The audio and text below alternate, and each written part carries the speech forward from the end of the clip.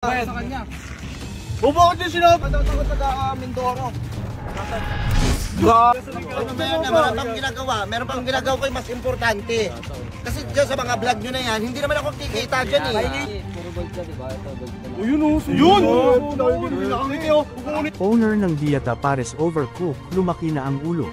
Ayon sa ilang netizen, napansin nila ang malaking pagbabago sa ugali ng owner ng Diata Pares Overcook.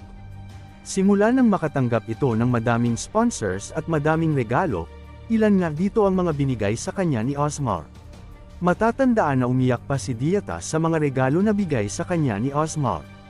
Guys, papunta dito ngayon si Ate Osmar dahil magbigay sa akin ng regalo.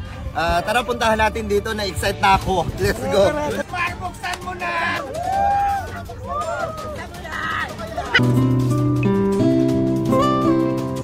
Ayan, so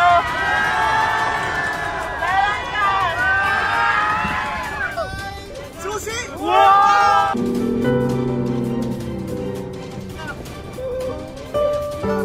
Halos ng mga sponsor natin kay Diwata at Cash, lahat-lahat ay nagkakahalaga lang po ng 5 million pesos.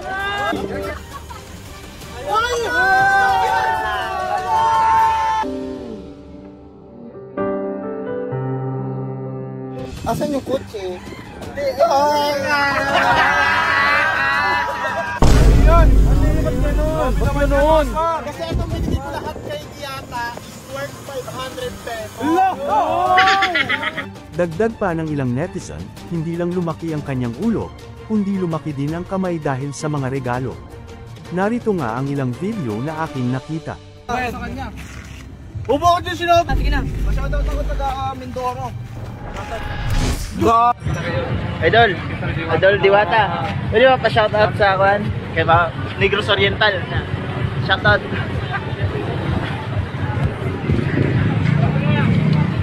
Ano ba yan? Meron pang ginagawa. Meron pang ginagawa. Okay na masyado. Tama na. Ayon kay Diata, ang importante sa kanya ay ang kanyang negosyo, dahil wala naman siyang kikitain sa mga nag-video sa kanya. Pag hindi kayo napagpigyan, para lumami ang Diyos nyo, yung mga masasamang nasasabi ko, hindi kayo napag-usapan yung upload nyo. Pwede mo magtrabaho muna ako. Ako yung mas importante. Kasi dyan sa mga vlog nyo na yan, hindi naman ako kikita dyan eh. Hindi ako kikita sa mga vlog nyo. Eh paano ako? Diba? Mas unahin ko ang tindahan ko kaysa sa inyo. Yung magpapapicture, pindutin nyo na kaagad para mabilis. Iginiit naman ni Diata na walang katotohanan ang issue na, basta may regalo ay mabilis siyang nagpapapicture at nag-shoutout. Pero kung walang regalo na bigay ay sinusupladahan niya. Dagdag pa niya, pagod lang siya kaya minsan ay nagagalit siya. Puro gold ka, diba? Ito, gold ka na. Yun! Kukunin nyo! Dito ka dito! Picture parang tignan mo kayo na! Sabihin nyo, pag nagbibigay ng regalo, nakangiti ako. Ano talaga mabilis ako. Ano yan? Nalito po kami sa Belo po. Maraming sa Belo. Sa Belo po. Wala ka kahapon. Regalo nito lahat.